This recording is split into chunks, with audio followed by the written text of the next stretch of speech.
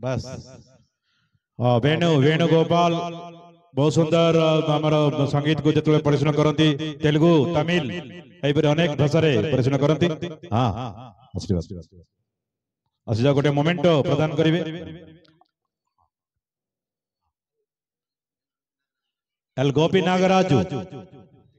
हाँ तांको बड़ भाई गोपी नागराज गोपी भाई आम अनुष्ठान छात्र आज भी जाओ तांको भी पुरस्कृत करा जीवा। हाँ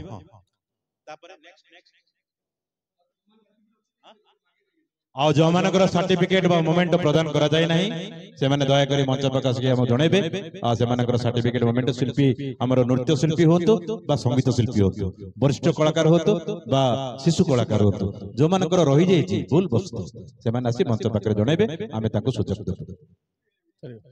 सन्यासी साहू काई मोर सान भाईटा सन्यासी साहू आ मंच को मु स्वागत करबी।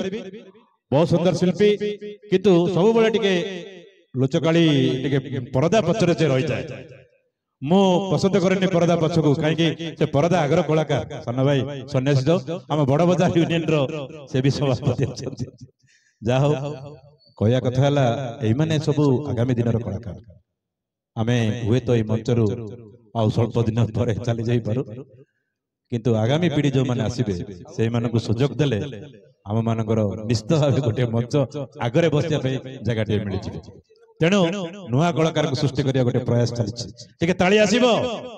हाँ सन्यासी भाई पे टिके ताली आसू।